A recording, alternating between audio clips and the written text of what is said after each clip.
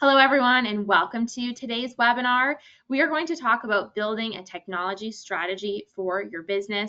Really excited about this topic and really excited about the collaboration that we have between goVirtualOffice and WorkHero, two companies that really know a lot about technology and are going to share a lot of practical insights to help you build a technology strategy for your business.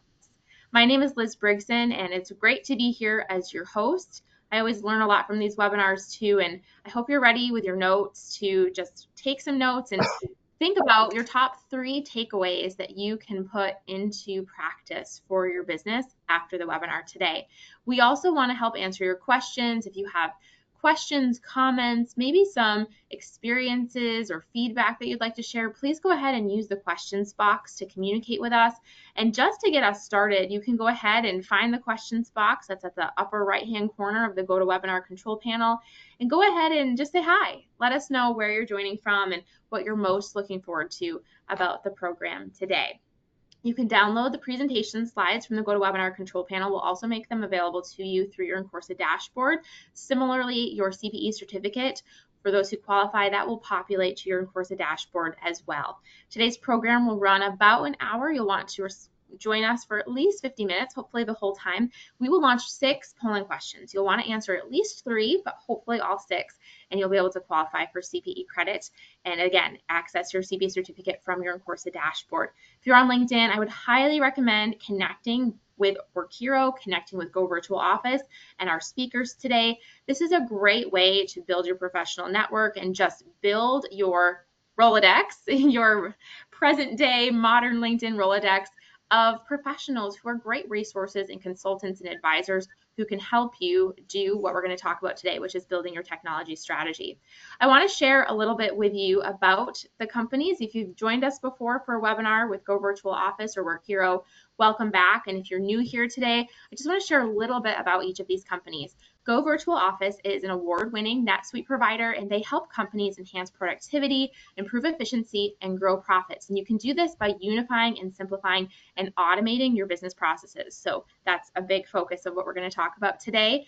And WorkHero, based out of England, we're super thrilled to be learning about WorkHero solutions and how they enable this. They are an intelligent document management solution. They bring together all documents. So if you have documents that are scattered in different places like chat threads, emails, contracts, they bring this all together into smarter workflows. It operates with tags, which makes it much easier to find the documents, reduces duplication. And then they also have some really helpful features such as e-signatures and co-authoring documents. So this is a really leading edge solution, and goVirtualOffice and WorkHero work together, and we're really thankful that goVirtualOffice made the introduction and that they're making webinars today available. I'd like to introduce to you our speakers. We have Andy Zinkel, who's a partner and director of ERP solutions with goVirtualOffice. We have Tila Holloway, who is an implementation consultant with goVirtualOffice. And we have Chris Muir, who is the vice president of sales at WorkHero. So Andy, Tila, Chris, thank you so much for being with us today. Really excited about the program. And Tila, I'll go ahead and pass things off to you. Thank you, Liz. So we will move on here. So today's agenda, we're going to cover a few things as far as our strategy roadmap, why your strategy matters, the centralized core ERP system, technology investments, the AI wave, the cybersecurity workforce enablement strategic approach. We'll get to some of our customer success stories, and hopefully if we have some time at the end, we'll be able to do a little bit of Q&A. So we're going to take just a little bit of time here. We're going to stop for our first poll question.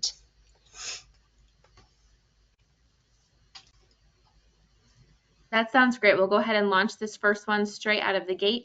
Which of the following best represents how your organization conducts business? So we'd love to know what industry you operate in. Of course, we have 4 here represented: manufacturing, wholesale distribution, retail, including e-commerce and business services. We know that's not every single industry. So if you select other, we would love to hear from you. Please go ahead and let us know what other means to you and what other represents. So Jordan joined us and says construction. Yekaterina, higher education. Mark, also higher education. James says operate in the mental health industry, so healthcare. Wonderful. Thank you for letting us know that. And we see responses come in. We have about 96% of responses from the audience. So we'll close the poll, take a look at everyone who's with us today. Susan wrote in to say financial services. So thanks, everyone. Let's take a quick look. So of the industries listed, business services is represented most predominantly, and then other, thanks for writing in, manufacturing, and we also have retail and wholesale distribution represented just by a few folks. So thanks for letting us know that. All right, so we're going to jump right in. So the moment you guys have all been waiting for, the strategy roadmap.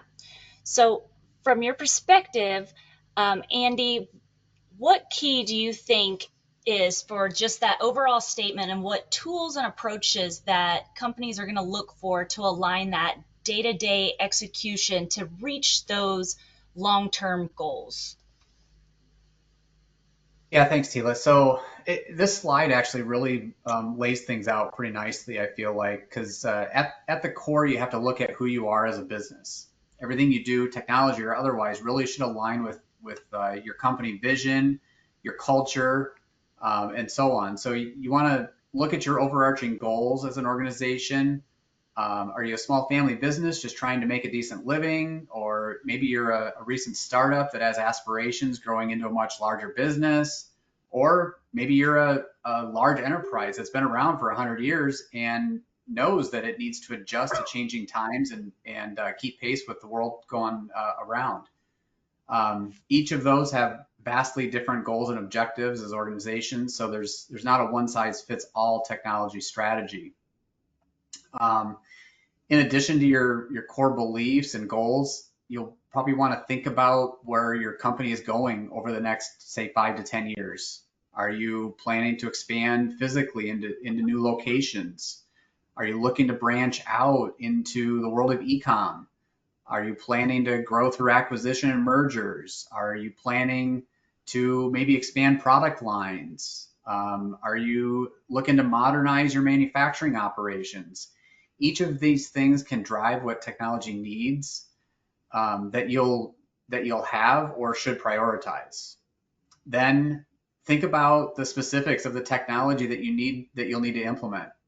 Think about how you'll manage the transformation. You need to solicit involvement from people in your organization, people that can help clearly identify the requirements of the technology, help you go through the selection process, and then ultimately support the implementation of each piece of technology that you need. In addition to people, you want to have a tactical approach in mind. For example, in our businesses, as we manage our initiatives, we use tools like cases and projects within our own ERP. But in addition to that, we look at things like Trello boards or Smart Sheets or other complementary platforms like that. These things can help manage the progress of each initiative, track statuses, the budget, assign responsibilities for those people that are involved in the project, and so on. And then once you have that foundation in place, it's time to look at what the actual technology is that you need to incorporate into your business. So based on whatever evaluation you've done in your business and your strategies, you should have a pretty good idea what technology you need at that point. It might be a new ERP, maybe it's a new e-commerce platform, maybe it's new payroll software, warehouse management, transportation management, whatever the case may be. Whatever that is, you can then dive into the process of selection and implementation. Chris, do you have anything you'd like to add on that? Yeah, I think this for me, this slide's great because it really emphasizes the importance of how much you have to think about a strategy when it comes to the technology for a business. There's a couple of key things that I think are really important to what I've seen dealing with companies that have gone through digital transformation on a number of occasions. The first thing is that to emphasize Andy's point, understanding the why of what you're doing and how you're going to do it is really important. Often companies think about changing technology because they because they've had a trigger event, might be a new senior person coming onto the team, or it could be as something to do with a merger or acquisition, or a desire to move into a new territory or different product sector. But in reality, those don't define a strategy. They just are reasons to do something that still have to be well thought out and managed. And then the second aspect that falls really into that tactical approach is the people bit. For me, is really important, because often these activities or these transformation projects can be time consuming and can have a big impact on the business. And we often ask people to manage and run them alongside their day-to-day job, which can be very, very difficult to do. So really understanding the impact it's going to have on people in terms of running the project, but also the impact it's going to have on people in their day-to-day jobs when it's done, and making sure that the change management side of things is thought about is really important.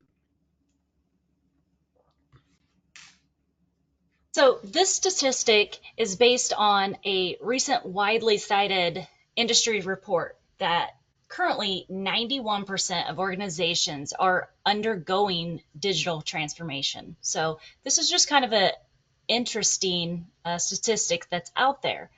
But of that 91%, we have 30% of those organizations that succeed.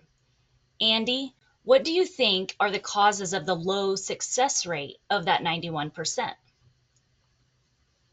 Yeah, I think part of it is what Chris was touching on, the people, right? Making sure that you have the right people in place. We see that see that a lot. Everybody has a day job, right? Everybody's got their 40-hour week that they're already doing, and then you're going to throw this huge project on top of them. That can cause challenges. And you begin a little bit of a tug of war. What things should I focus on? Should I focus on this new technology project that we've got going on, or should I focus on my day job? And the reality is you have to do both, right? So finding that balance can be a difficult thing with a lot of organizations. The other thing that comes to mind for me is just aligning with your company strategy. What are your goals, and really getting people aligned on the front end with what those goals and initiatives are. What do you want to accomplish as a part of whatever transformation you're going through?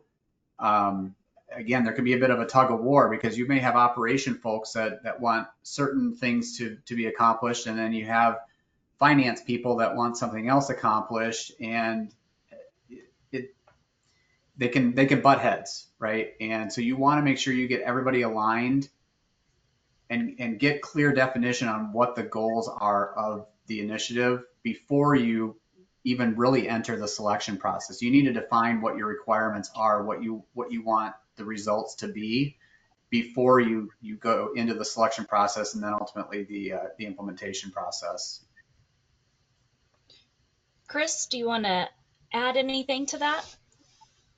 Yeah, I think I just want to emphasize on Andy's last point there. And from a very personal and recent experience, actually internally, we as an organization have recently moved our CRM from one provider to another, and in doing so, we were under quite a tight deadline because of the need to come off the old solution before the renewal was due. So there was obviously a plan in place to do that, but the operations team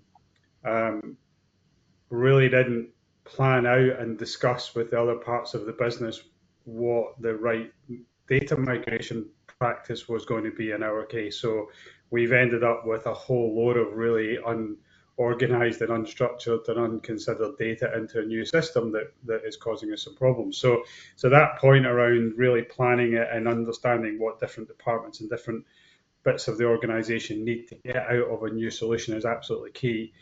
The key thing that I've seen through a lot of organizations doing this and where they get it wrong, and I think it's fascinating that that so many businesses don't get this right, and I think we as providers of software have to take some responsibility for that. But one thing I've noticed or seen quite a lot is organizations not really thinking about those 3, 4, maybe 5 things that are core to why they're doing it and what they want to get out of it, and driving that through the whole process, and therefore measuring the success of the project based on those outcomes. And I think if you can really define what the goals of the strategy are, then you can measure them and understand if they're going to be successful or not. And as you're going through the project, if they're not looking like they're going to be successful, then you can understand or try to understand why that is, and correct those mistakes or those errors that have come along the way. I would just add to, Chris, you said something that triggered a thought. Don't bite off more than you can chew. A big thing that we preach at GVO is crawl, walk, run, that philosophy. I can remember I had a client a few years ago that purchased NetSuite from us. We worked on their implementation with them, initially planning to have them live in about 9 months. Going in, we had an impression of what we thought the project should look like, and we thought, okay, we can get this done in 9 months, which, by the way, is actually longer than what we typically see with a lot of our implementations. But this was a little larger client, had a little bit more going on. 3 years later, they killed the project, and it never went live. They were never aligned internally as a company. Along the way, they threw the kitchen sink at the project, right? They wanted to get everything in, and essentially try and kind of rebuild what their old system was, so to speak. They never really got aligned internally to figure out what they really needed to get them off the ground. And I would strongly suggest that figure out what you need to get off the ground, not necessarily everything. The reality is technology evolves. It's changing so rapidly that what you think you might need right now may not actually be what you need by the time you even get live with whatever software you would implement. So take it in bite-sized chunks, figure out what's absolutely necessary, and then I always say that an ERP is a living, breathing thing. If we deal in ERP, obviously there's other technology, but an ERP is a living, breathing thing.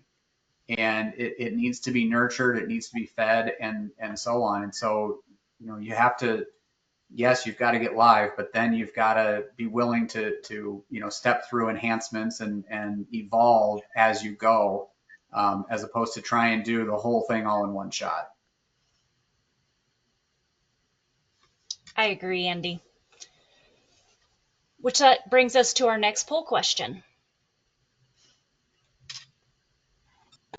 Very good. We'll go ahead and launch our second polling question. And here's the polling question. What are your primary business goals for the next 12 to 24 months? So go ahead and let us know, is that scaling operations to support growth, improving your operational efficiency and reducing costs, maybe more focused on the customer experience, enhancing the customer experience through better technology, helping your team streamline financial management and reporting, or other. If you selected other, we'd love to hear from you to know your primary business goals. So go ahead and write in. Let us know that in the questions box.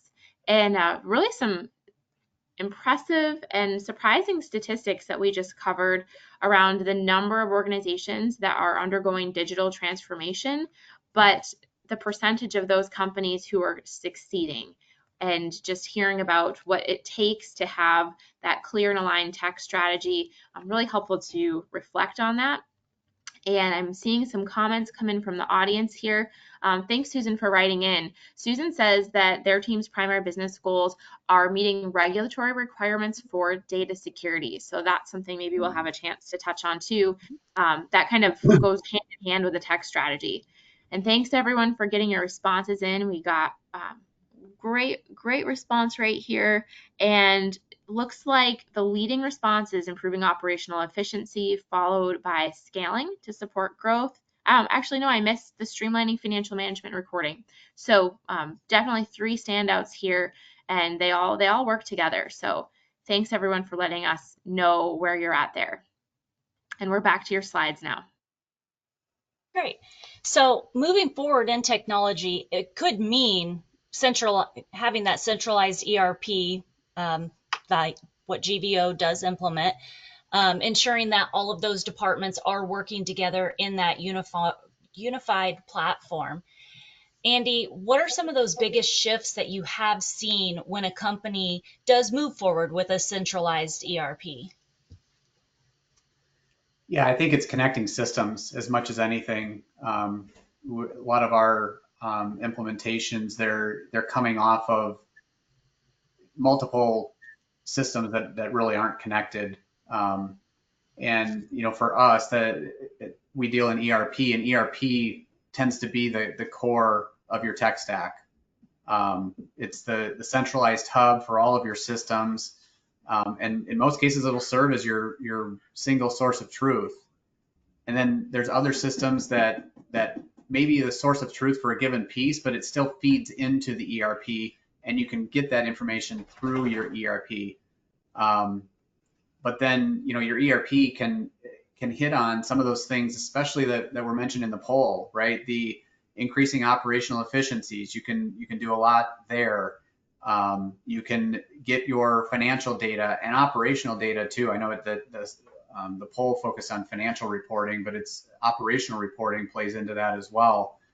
But really getting all of that information into a centralized place is really valuable. But then, connecting in to those other systems, whether it's a website, an Amazon store, a separate CRM system, payroll, whatever the case may be, those integrations will help the data flow seamlessly and get things all kind of in one central repository.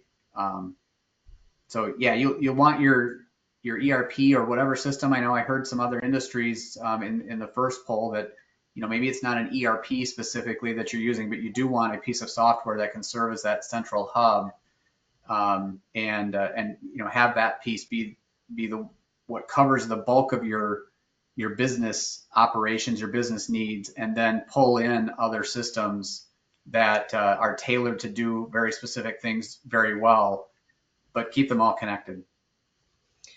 Chris, are there any of those shifts that you would like to add to that?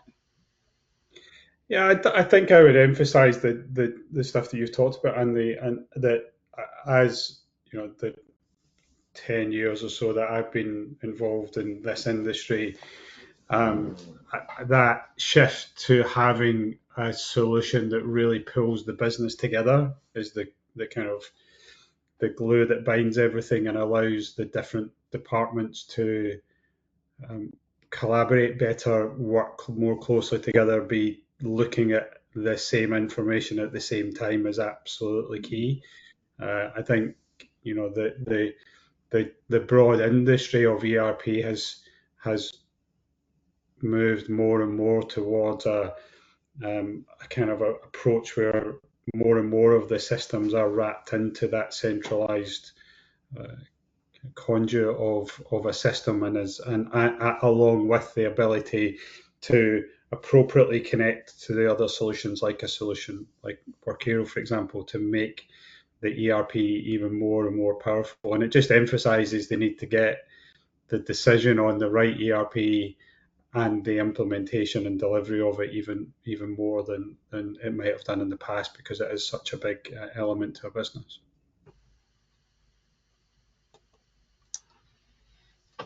Chris, how do we ensure that investment drives the meaningful transformation instead of just adding more complexity? Yeah, that's I guess that's the $1 million, but maybe it's the $1 trillion question based on this statistic. I think a lot of what we've talked about, I think the basics of making sure that you're understanding as a business why you're doing what you're doing, and then finding the right solution with the help of people who know what they're talking about. I think in today's world, there is a shift in terms of how people buy solutions, and more people are doing a lot more research before they talk to companies who might supply software. And whilst I think that's welcome and the technology or the information exists to do that, I think I do find it a little bit interesting that actually you have a bunch of people like you guys who are experts at helping people understand how to be successful in spending all of this money that people spend, but potential buyers of the solution might not actually engage with you until they're 60% of having made the decision. And I think in that case, you're missing out on a huge amount of embedded knowledge and advice that can make the whole process easier. Clearly, in this day and age that we live in, if you're not on a cloud solution, you're probably not in the right solution. That should be a given, but it still does happen. And then just really making sure that internally as an organization, once you've made the decision on what your digital transformation looks like, that it's connected within the business, that there's the right communication with the right people. I remember talking to a company many years ago who were just about to go live with NetSuite, and one of the key people in their finance team hadn't even switched it on and looked at it because he was scared of what he would find, because he'd been in their old system for 25 years and no one had actually bothered to get him involved in the process of implementation and change management. And there was no way they could go live without this guy being, fully embedded in the system. So it pushed their whole process back by at least a couple of months. And those little things actually make a big difference when it comes to understanding how these things can be successful. I think looking at this slide, Tila, it's interesting. The word that stands out to me is investment, right? Technology is an investment. And I guess I would encourage the audience to consider it to be an investment rather than an expense. If you're looking at it as an expense, I feel like you're probably looking at it the wrong way. It's technology transformation. It's a long-term strategy. It's not a one-time event. You don't just buy a piece of software and you're done. That maybe was how it was done 20 or 30 years ago, but in today's day and age, with as fast as things are moving, it's not that way. Technology is ever changing. Businesses are changing even more and more rapidly than they did in the past as well. And so you have to have a strategy that allows you to evolve as a business, have the technology that can evolve along with it. And that helps allow for that adoption to be successful. You have to consider it more of a marathon than a sprint. And if you do that, you'll actually see the ROI on it much quicker.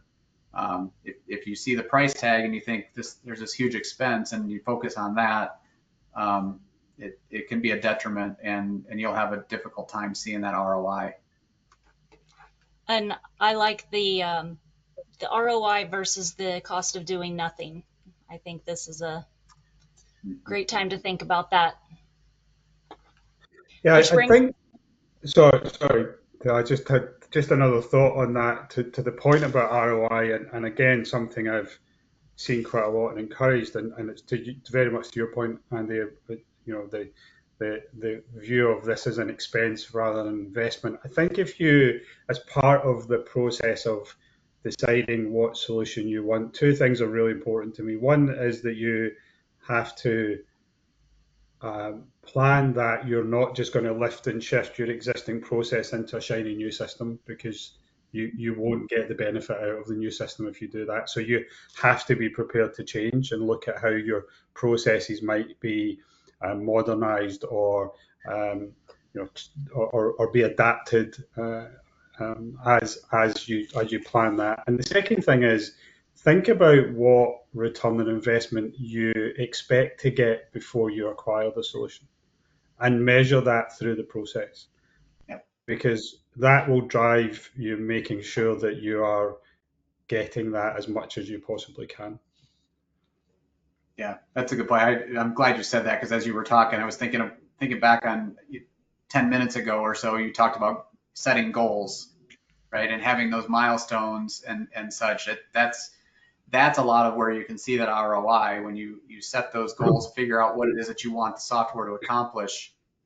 Then, 6 months down the road, a year down the road, 18 months down the road, you can go back and look at, what have we accomplished as a result of whatever transformation we went through.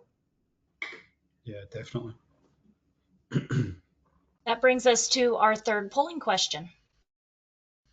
All right, that sounds good. We'll go ahead and launch that third polling question.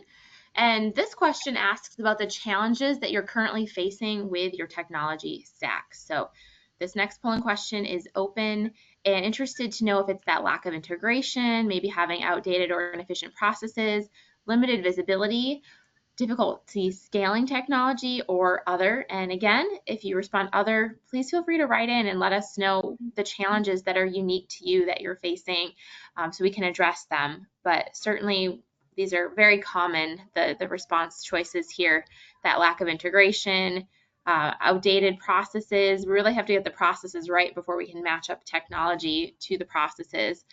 And visibility, that's something that we've talked a lot about today, and I know that's something both of your companies integrate with NetSuite, and that's something that NetSuite believes very strongly, that with unified information, every business can achieve their vision.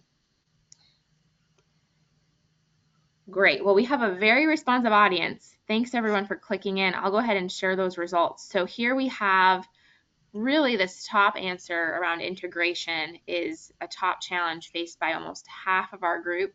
So certainly a standout there. As I close the poll, what feedback do you all have on that?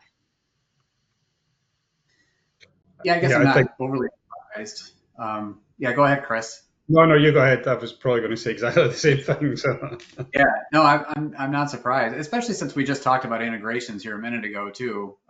It's probably top of mind as you look at that poll, but it's for us ERP where we live and breathe. It comes down to two things typically. It's data accessibility and it's operational efficiencies. Those are typically the two main things that people are looking to accomplish, and that seems to align there. That fragmented systems prevent you from getting good data. So if things are fully connected, that'll get you what you need, and you can make those good, sound business decisions with that good data. Definitely, and a good segue to AI too, because that integration kind of is a big part of what effective AI needs to have data and systems that it can easily access. Yeah, and we're moving into that world of AI, and it's really no longer experimental, and it's really no longer just helping us touch up our emails to make them a little more professional, or making our kids think that we're a little smarter at their algebra lessons. Andy, where do you see AI kind of start to show a little more measurable difference within business? Yeah, I think it points to operational efficiency as much as anything. It making things easier and faster. I mean, you touched on being able to do emails faster or draft documents faster. Things like that always happen. There's things like document recognition, right?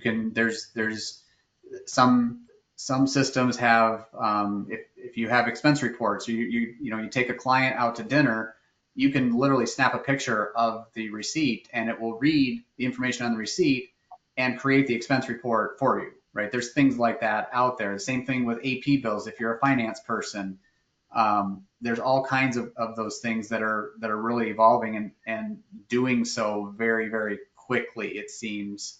Some of those things were taking place 3 or 4 years ago a little bit, and people didn't use the term AI. Now AI is very much a buzzword. You hear it everywhere you go, but people do it in context to things like ChatGPT and Copilot and so on. And yeah, there are those things, but there's so much more to it. There's now interactive assistants that we're seeing launched that allow things to be done much faster. You don't have to wait for a human being. Old-fashioned people, I mean, there's times I'd rather talk to a person, right? But there's also times it's really efficient. Like I had a situation not long ago, has nothing to do with ERP, but I was trying to cancel a subscription of something that I had, and got online and had a chat with a chat bot.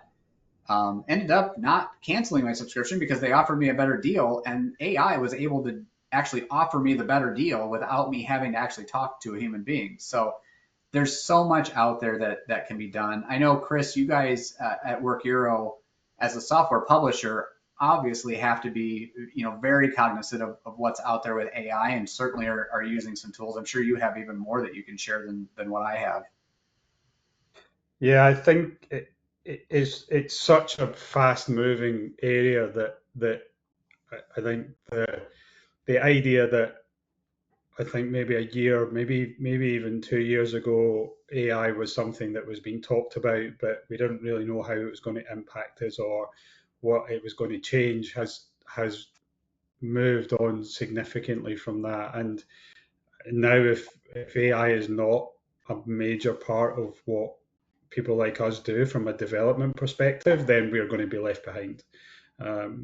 We one of the big elements of what we as that we do is document collaboration and document management, and we are already seeing ChatGPT being able to do some of the, in a rudimentary way, do some of the things that we take for granted in our software, because you can ask it to go and do things. Now, it might have to be that it's not the basic version of ChatGPT, but it's giving an insight into how structured this is going to become, but at the same time being very conscious that there's not a cost to AI, but there's certainly some risks or aspects of it that you have to be aware of when you're using it. So we see, from a customer perspective, we think about how we can make AI relevant to what we're doing, so you're not doing it just for the sake of using it.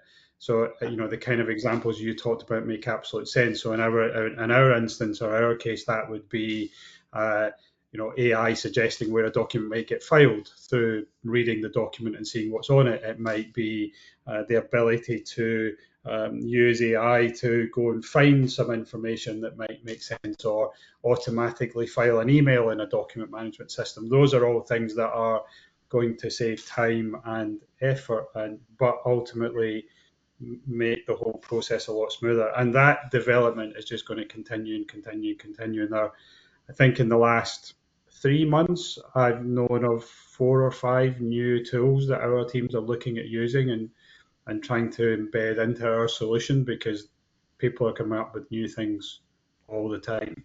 How it affects us on our day-to-day life, and the example you gave is great. Actually, we had an example internally which scared me a little bit, in that we asked AI to go and do some research on how WorkHero can benefit companies that use NetSuite and Salesforce together. And one of the outputs it delivered was an 8-minute podcast. We hadn't asked it to do that, but it produced an 8-minute podcast that we could have launched if we'd wanted to. And the content was basically 2 people having a conversation like the 3 of us are having a conversation today. It blew my mind when I heard it. It was unbelievable.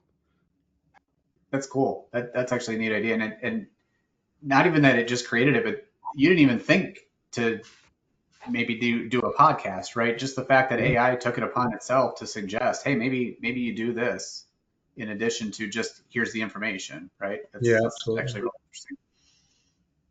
I know we are going to be running a little short on time, so I might be pushing you guys a little bit here.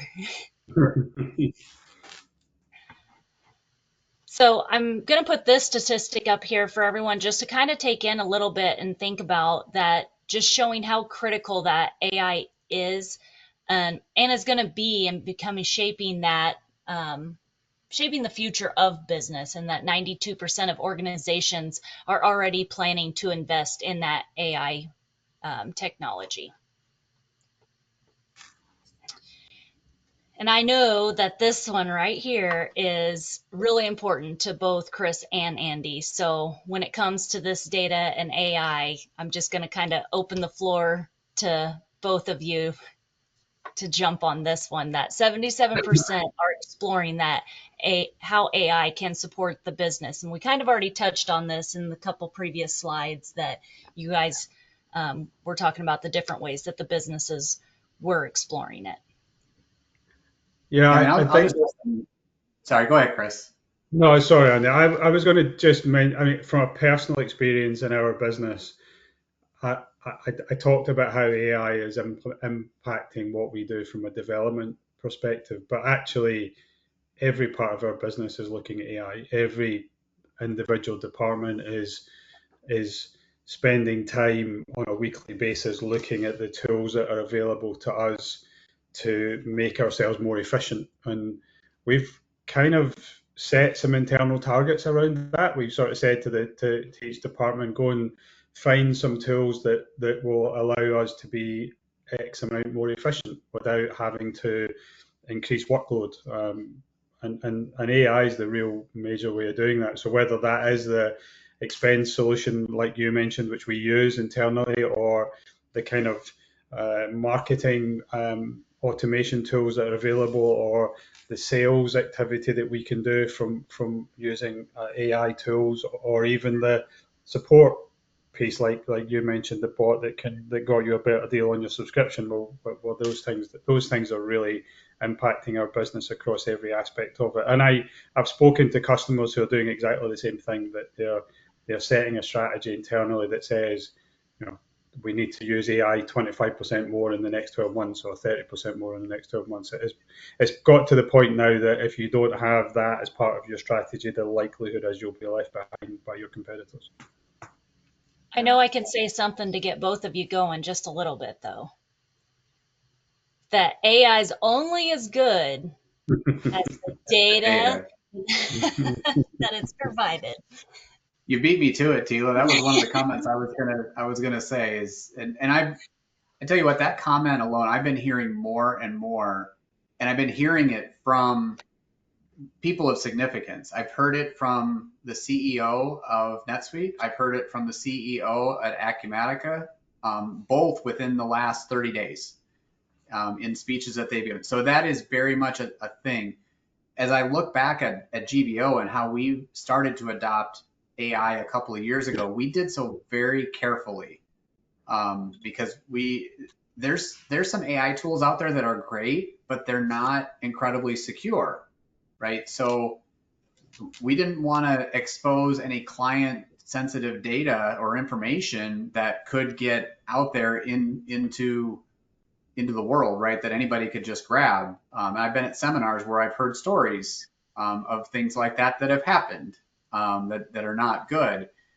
So we stepped through it very, very carefully, and we've actually just recently announced internally that we're going to open up certain AI platforms to our entire staff. Prior to that, we were keeping it just to management because we wanted to make sure that it was safe and secure before we sent it out. But yeah, you bring up, it's a really good point, Tila, that data is key. AI is wonderful, but it's only as good as the data that you provide to it to analyze and work with.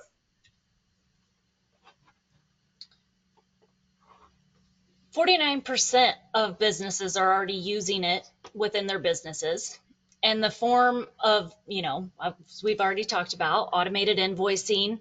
As you mentioned, Andy, the powered AI chat, even in the marketing. What is preventing other businesses, do you think, from adding the technology to build the foundation to keep growing their businesses and using these tools? Uncertainty. It's new, it's scary, and kind of what I mentioned too, the security around it. There's, every business has sensitive information, and you've got to be careful where it's going. That would be my sense. At least that was our experience. We wanted to be very careful because we did not want information getting out that shouldn't be. It's a trust thing, probably, as much as anything. I think it's also, even if you take it a layer down from that, it can be uncertainty and fear at the individual level. So we have some people in our organization that aren't particularly tech savvy, and they just don't know where to start with AI, right? They just don't have a clue. They hear all the noise about it, and the noise can become overwhelming to some extent, and they decide that the best and safest route for them is not to bother. So I think there's there's an education that needs to happen, I think, in some organizations to make it viable and usable. Well, that brings us to our poll question number 4. Very good. We'll go ahead and launch the 4th polling question. What are the key factors you consider when selecting a new ERP system or a solution? Wow, I saw some folks click in for cost and ROI very quickly. Now we're seeing it balance out a bit with the ease of integration with existing systems, scalability, user friendliness, along with the training and support and other. While the responses come in here, in Corsa, it's all about learning and development. And I always think it's important to highlight that training support is such a key piece of upskilling your workforce. And as you're thinking about what solutions to put in place and who to work with, really look for vendors like goVirtualOffice, like WorkHero, who have the team that can help you think from the beginning to start with your data, to get the good processes and really help to be advisors to your team, because that is part of learning, that's part of development, that's part of training. Sometimes it's easy to overlook the people who are in your network who are helping you with your systems that also are helping to train your team and upskill your team. I'll close the poll and we'll take a look here. Cost and ROI did end up as the top response, along with the ease of integration. But we definitely have a good group here who are looking for that user friendliness and training support too, closely followed by scalability and growth. These are all really important factors to consider. So that's going to move us on to our cybersecurity. And with cybercrime risk skyrocketing, really no business is too small. And small and mid-sized businesses, the cold truth is that they're just as likely to have an attack. And so that can mean tomorrow all of your data could be gone. And what would you do if you turned around and the last 2 years of your data is just gone? So, Andy, how do you encourage companies to prioritize that cybersecurity effectively? Yeah, I don't claim to be a cybersecurity expert by any means, but I do understand its importance. And like you said, Tila, nobody's immune to it. So as you proceed down your technology journey, be sure to, pull in the appropriate resources that can help you make the right decisions to fit your business when it comes to security. Consider whether your tech stack is going to be on premise or whether it's going to be in the cloud, what you can control with that. Think about things like multi-factor authentication, single sign-on, remote access. It can be easy to focus on the sales and operations of your business because they tend to have the biggest positive impact in your business, but don't forget to guard against the, things like cyber attacks that could negatively impact your business. Chris, I know this is an important topic to you as well. Yeah, I think it's difficult, right? Because the cost can be prohibitive, or can at least be scary especially for smaller businesses, or you might not have the expertise internally to figure out how to do this. So again, it's really key that you find the right support to give the right sort of advice to make this happen. And I think it ties into the conversation about AI, because again, AI and cybersecurity kind of go hand in hand to some extent in terms of data getting out of your solution. It really is absolutely key. So that's going to bring us to our workforce enablement. And again, we are kind of getting close on time here. So Chris, what do you find that is the most effective way that you've seen organizations enable their workforce and drive that adoption when they are rolling out the new technologies and processes? So I think it starts with making sure that the right people have been involved in the process from the start, and it's not a siloed decision-making process. And then once the selection is done, obviously choosing a solution that is going to benefit the business, is easy to use, is all the things that we want it to be in terms of accessibility, whether that be through through the cloud or from different types of devices. All of that's important. But then really making sure that, as I alluded to with the example I gave earlier of the person that hadn't seen NetSuite, making sure that change management and user adoption is part of the absolute implementation process, and kind of making people aware of what's coming rather than waiting to the very end. If you wait to the point where you're starting to train people, it's probably too late. They're probably too far behind. So communication is absolutely key all the way through the process of the delivery of a new kind of solution for a business. Andy, do you have anything to add to that? Yeah, I think Chris hit it really well. I think change management needs to start early, like very, very early in the process, much earlier than you would ever anticipate. You've got to start it early, get everybody engaged and excited about the change early on. That makes everything later on much easier. It makes the training much easier. Obviously, whatever system you're choosing, you want to make it user friendly. Chris, you mentioned you have some people on your staff that aren't very tech savvy, right? Every organization has that. So make sure that whatever system you're putting in place is user friendly.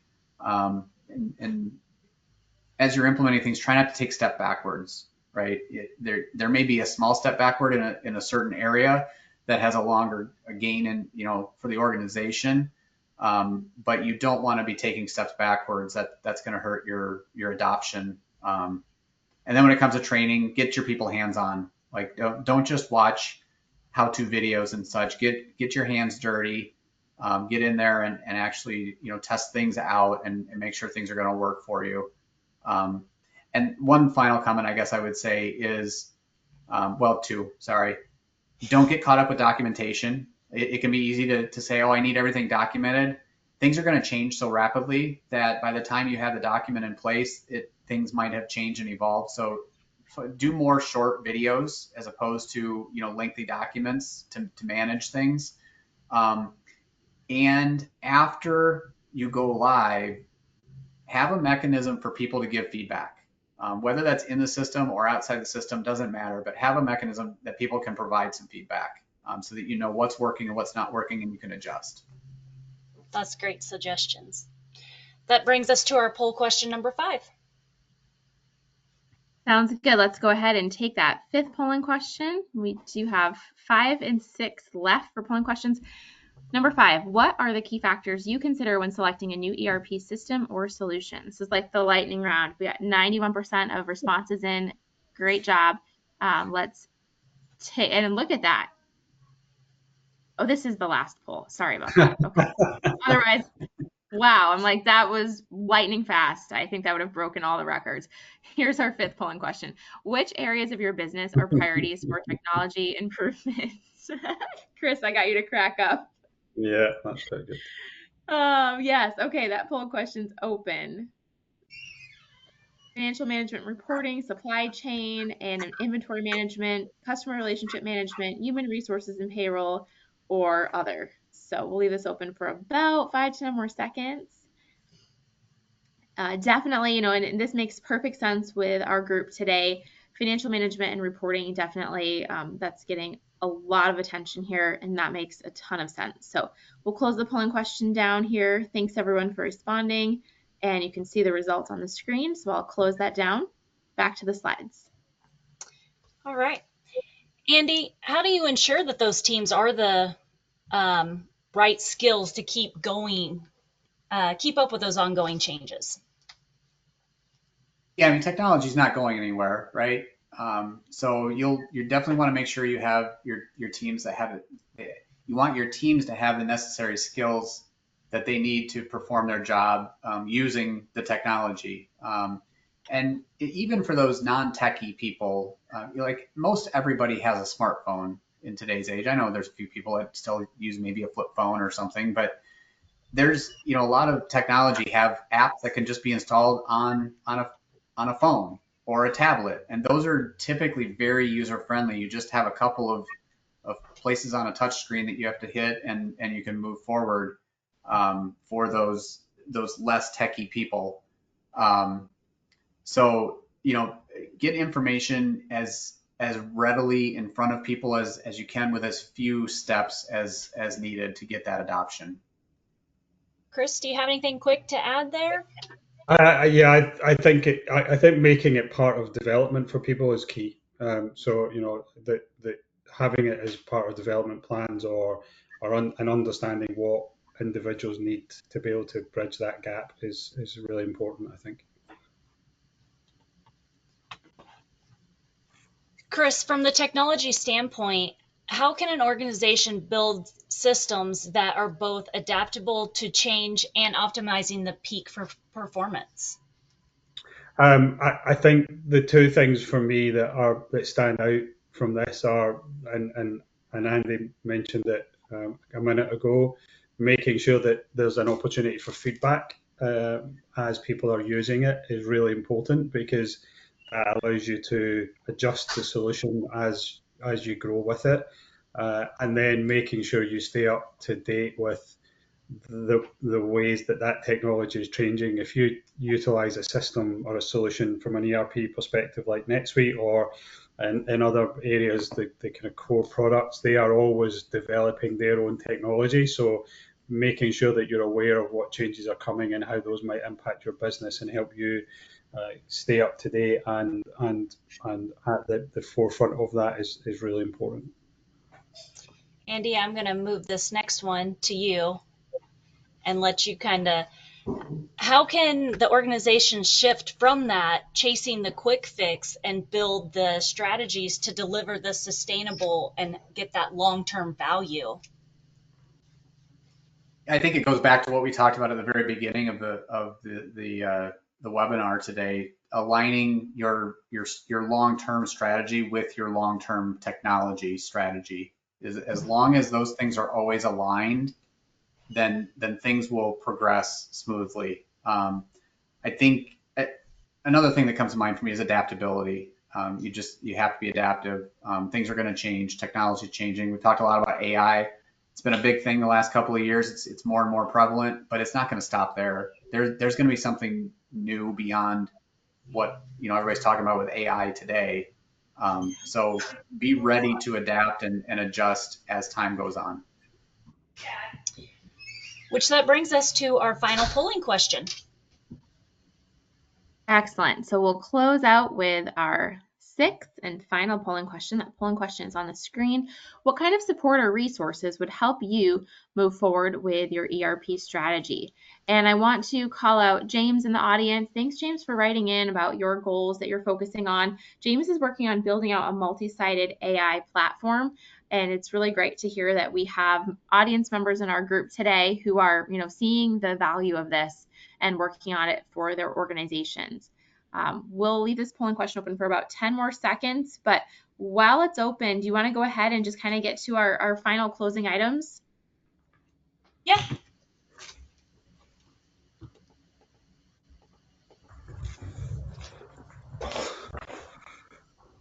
Very good. Okay, thanks everyone. We'll share those results quickly. Again, if you mention other, please go ahead and let us know how we can support you. And that technology roadmap is a place where guidance would be appreciated. And I know the goVirtualOffice team has a lot of resources on the technology roadmap. So that's great to see. We have about a minute left. I want to say a big thank you to Chris and Andy and Tila. Let's talk a little bit about that Boost forum so that we can let the audience know where to connect for additional resources. Yeah, so at GVO, we have what we call a Boost forum. It's specifically for NetSuite users, but it's a free forum that is out there that you can join and communicate with other NetSuite users. You'll see some of our staff chime in from time to time, and our staff will also produce some content out there, do some workshops and town hall type meetings, things like that. As well. So if you are a NetSuite user, that's a great platform to connect with us and other NetSuite users that are out there. Very good. Thanks, Andy, for letting us know about that. Well, I want to say a big thank you to goVirtualOffice and WorkHero for the content today and just talking to us about how to build the technology strategy and some of the key statistics and the key considerations to help that be successful. Really great hearing from all of you. Looking forward to future topics coming up. Definitely I'll keep your eyes out for a webinar with WorkHero where you can see WorkHero in person because it integrates directly with NetSuite, has some really amazing functionality, and the GVO team can certainly help be resources as you're looking at your data, looking at your processes and your systems. So thank you all so much. Tila, anything you want to add before we close out the program today? I don't think so. Thanks everybody for joining. Thank you so much. You'll be able to access your CPE certificate from your Incorsa dashboard. The recording of today's program will also be accessible along with the handouts. So check your Incorsa dashboard for upcoming programs and also resources from today's program and others. Have a wonderful afternoon. We'll look forward to having you back with us again very soon. Take care. Thanks, Liz.